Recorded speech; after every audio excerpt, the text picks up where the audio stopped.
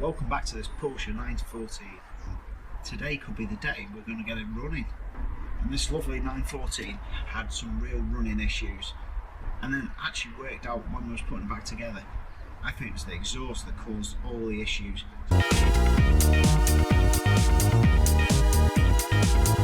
Typical UK fashion, it's raining again.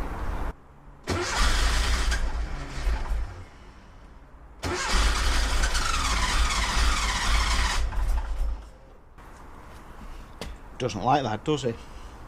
Let's see if we can get it started just by pumping the gas before taking the tops of the carburetors off, just seeing how they are. I've got a feeling last time I may have just sort of flooded it a little bit, and if not, we'll check for spark.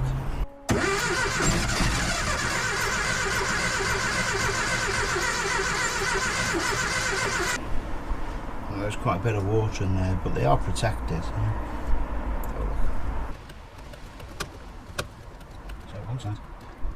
That's interesting. One side's putting fuel in, the other side isn't. So that should be putting some fuel in. So let's go and see what the other side's like. It's no good if it's only running on half, is it? Well, it's good, fair size trumpets as well. A little bit of rainwater, so the rainwater cover desperately does need to go on here. But we'll get that sorted. I could probably do like just tightening up that accelerator cable. Now I've actually pushed it through its full travel. You can actually see the looseness on it. All things we can sort out. Let's get the other side off. Good news is, when I flick the accelerator on this side, we've got jet fuel on both of these sides of the carburetor. So there's only one that's out. So it should at least start on 3. That other carburetor I'm not worried about just yet until I've actually got the whole thing running. It will run on 3. It's always had a little bit of a running issue. That could be down to either the jet's not quite set right. There's a little bit of dirt in there that's blocking it. There's quite a few reasons, so let's not go really deep into it until we've actually worked out whether it is faulty or not. So next one to do, take one of the leads off, just check whether we've got spark. And that's why you always keep an old spark plug or two. Doesn't matter whether it's right for the engine or not. Basically 2 types there. The old-fashioned type. Well, actually there's 3 types now. There's that old-fashioned type, the one that's got just like a screw on the top, and the other version which is just flat. Don't really like those ones. So we'll pull the lead off and check it.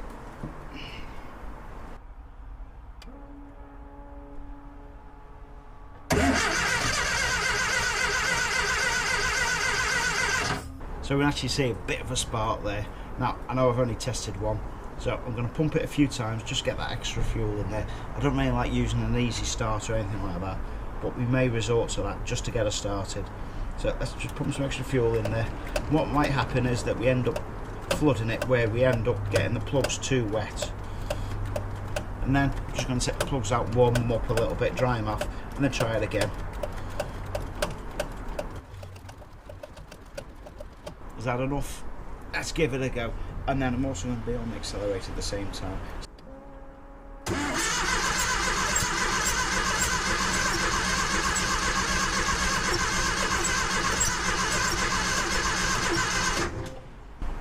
Not quite there, just starting to smell a little bit of fuel, so there is fuel going through the cylinders and out the exhaust. So next one out, take the plugs out. I can confirm that they were actually damp, so 2 of them when they first came out had fuel on them. They've certainly evaporated off, so that looks a lot drier all of a sudden. So what I'm going to do, I'm going to put them inside, put them on top of a gas cooker, just dry off the ends and actually warm the tips ever so slightly and bang them back in. That may suddenly help. It's one of them old school tricks that we used to do. But the only thing is, it makes it a little bit more harder because we're on dual Webers. It's almost as if it's got 4 carburetors on almost. So there is little tweaks here and there to get it right. That's really hard to do. So let's see if we can get halfway there. At least get it running and idling. That's all I want today. Anything else is a bonus. So let's see.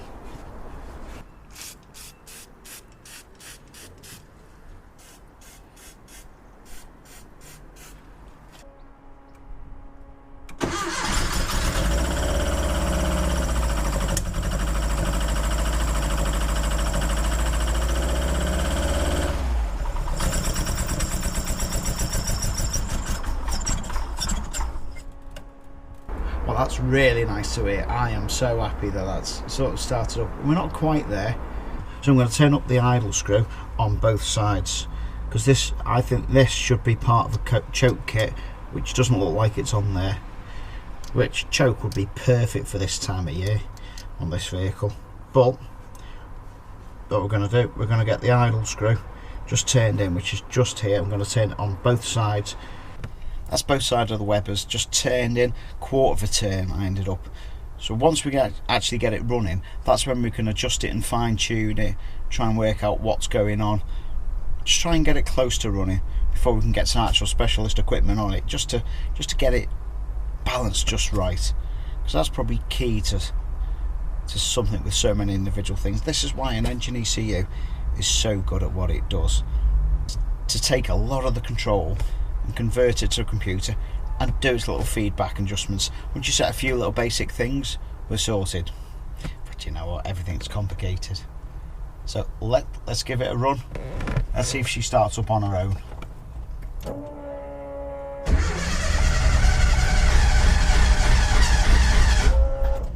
Not quite. Let's tickle the accelerator just a little bit.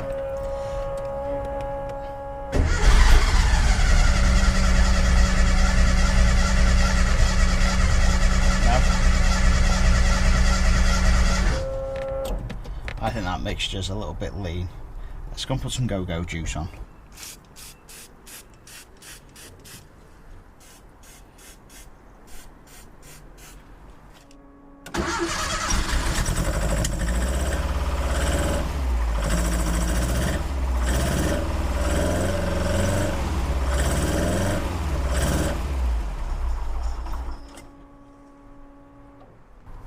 What we're going to do, we're going to get the idle screw just turned in, which is just here. I'm going to turn it on both sides, just a quarter of a turn, see where we go, see how it idles.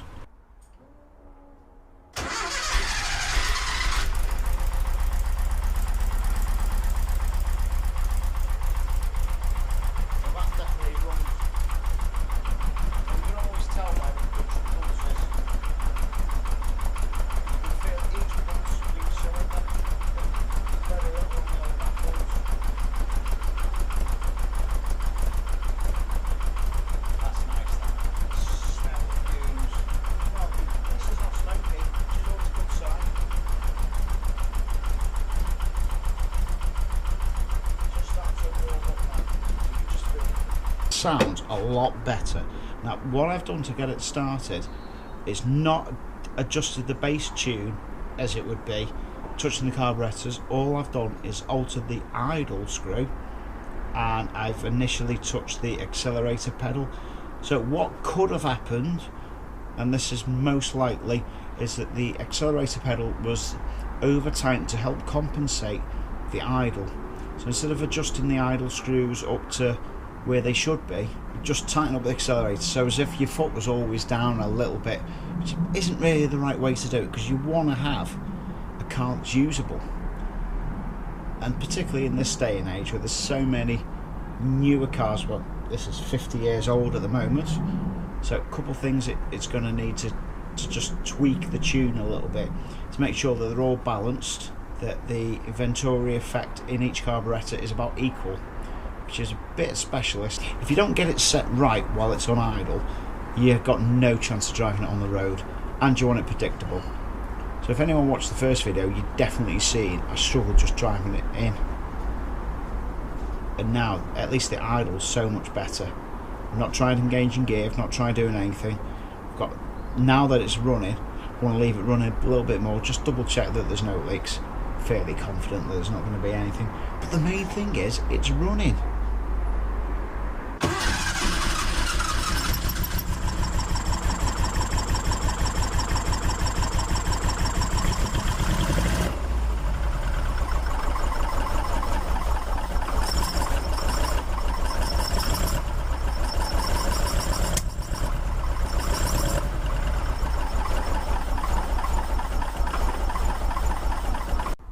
Well, it's just awesome that she starts up and runs by herself, which is so happy. So I've put my hands around the exhaust just to make sure that there's no definite leaks. It's always really hard being air cooled, that there's always a little bit of a flow of airs, but you can tell where those pulses are coming from and how strong they are. See, if it was leaking on the exhaust, you'd feel that definite change in pulse of hot air. Ideally, it'll be hot enough to pretty much burn your hands. So overall, it's quite good. What I'm going to have to do is just see if I can balance up those carbs by my ear. Now, that's a really old-fashioned thing to do, and it takes a lot of experience, and I'll be honest, I've not done it for a long time, because most of the cars that I normally work with all have very sophisticated engine management, and they pretty much tell you, but you know what, your ears are still your most valuable tool, all your sensors. So what we're going to do, we're going to get a run in, I'm going to put a pipe over everything and just have a little listen to see what I can hear. Ideally you want to have a little flow meter, something I don't have in my collection just yet. I think it's one thing I probably wouldn't use a great deal unless I started going more old school, which I've got a feeling I will.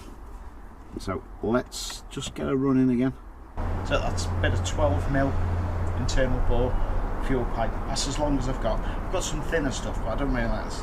I like a nice thick bore. Don't know about you. So we're going to listen to all 4 carbs, just have a little listen to see how they're running.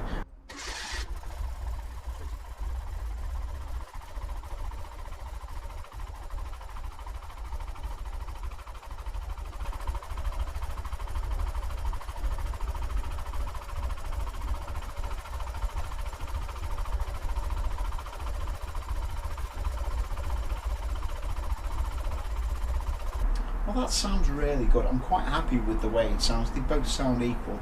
So just hearing from the back, you can sort of hear the strength of the induction pulses. But you need to let that cool off for a little bit. See what it's like starting up from cold. Hopefully it's a lot better. The other thing we need to do, that bar that links the 2 sides of the carbs together, that needs lengthening on their little adjusters, because you can just see it flickering left to right, which I don't like the look of that.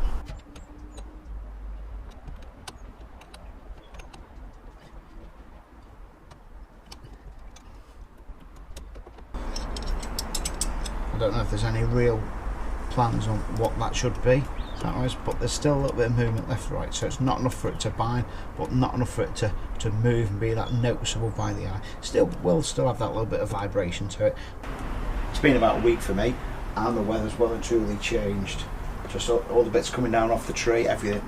Nightmare to do winter projects. That's why I always prefer summer projects, but I finally got hold of one of these. This is one of those little synchrometers, so it'll actually measure the airflow just coming through, and it's a good way to balance the 2 sides of the carburetors, or all 4 being a dual Weber sort of setup, which is essentially 4 barrels, which each barrel should be tuned from the factory anyway, but who knows, I believe they're not as finely tuned as you'd hope.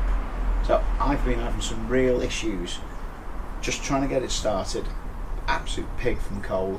So the 2 tools that I've been using, that one just to give a quick balance, and also a digital thermometer. So why have I used one of them? To check air temperature? No. To check the exhaust temperature. So if you look at those headers that we've actually repaired, that's going to get a good idea on idle of the actual temperature coming out of there. So it's only used as a guide, but I've had between the 2 different sides completely different. So how I've been trying to set it up, I've got these 2 sides of the linkage separated, so we're not wounding up too much on the accelerator cable and then causing an issue.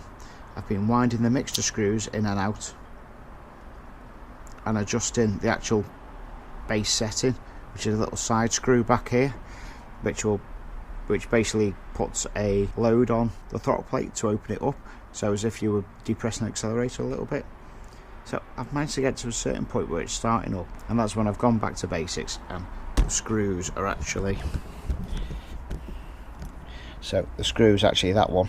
For a baseline for this carburetor, I've actually turned all the screws all the way in to its seated position, and then I've dropped it back turn and a quarter just off the seated position, and it's the same with the idle screw. So the idle screw is tucked away down here, and I've just got it so it's just off the seat of the bar, and then actually just turned it another half a turn on, just give it half a turn of idle.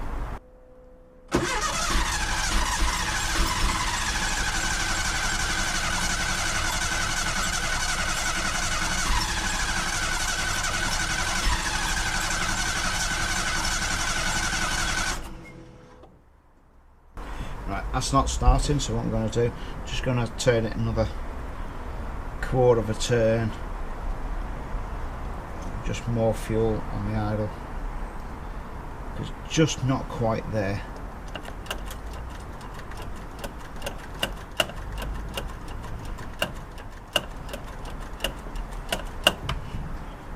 And it's starting to rain again. This is what it's like doing a project in the winter in the UK. It's horrible. You need waterproof thermals on.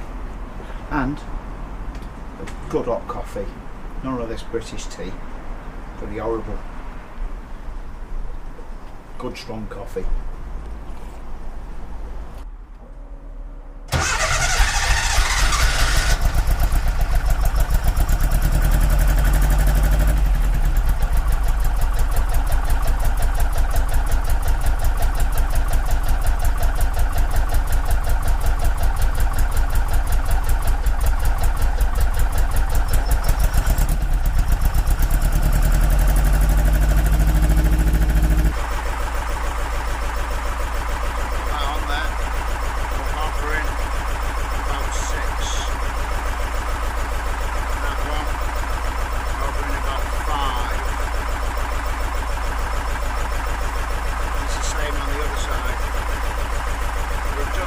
Sound off.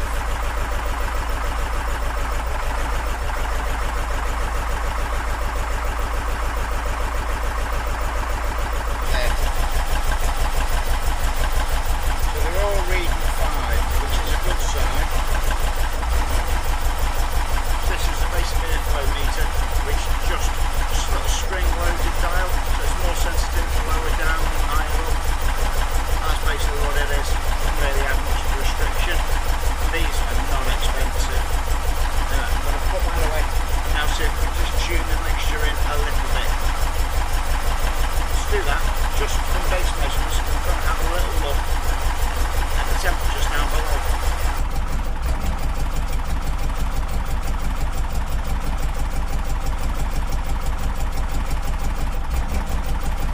We can use that as a little basis to know which one to look at. RPM showing around the 800-900. I'd be happy with this actually idling around 1,000, 900, 1,000. Might just going to turn the idle speed up a little bit.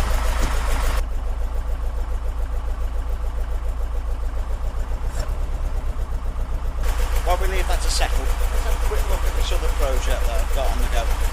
Funnily enough, designed and built partly in collaboration with Carbon. So these two are stable mates, just 20 odd years apart. Wow. So let's have a look at this. I have actually ruined it by some people's standard. I've actually put a weighted diesel engine in it in 2004. It's nowhere near finished. A couple of special features. There's a lot of things people don't really know. Because loads of people are doing these conversions, whereas I did my first conversion around 2004, 2005 into a Mark II Golf. So I'm a bit of an old hand when nobody else was doing these. I think Lloyd Alders was the only guy who's doing it, and I've actually done a lap with a Nürburgring with Lloyd Alders. So he's a little known racing driver here in the UK, Allen Motor Company. Go and Google it, go and have a little look. But anyway, I'm digressing once again. So not only have I got all the provisions for air conditioning in there. Yes, there is a little bit of wiring going on, but I have also got not only standard ABS, but an ESP setup going on there. Have a little look inside, doesn't look pretty.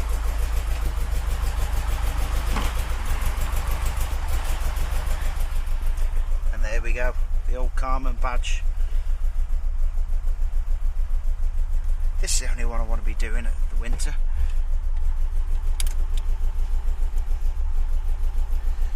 So anyone who knows the Corrados, that doesn't look stock, does it? Let's not run it just yet. So I'm going to run through what I'm doing with carburetors. So let me get it started. Turn that all the way in first.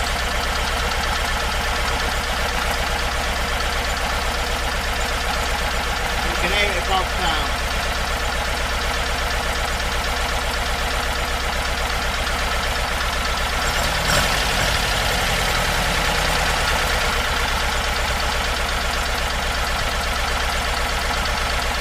Out.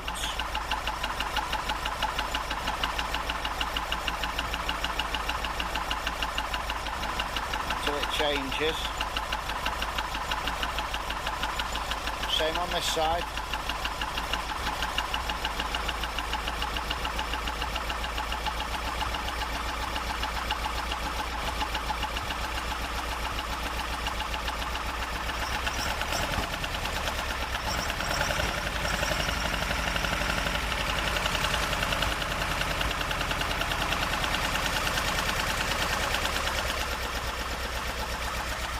And then a good test is always going to be, does it start back up again?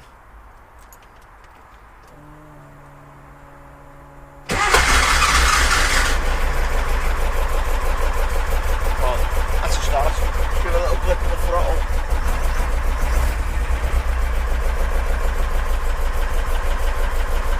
That's idling a little bit too low for me. I'm going to take the idle up a little bit more. I know it's starting to settle.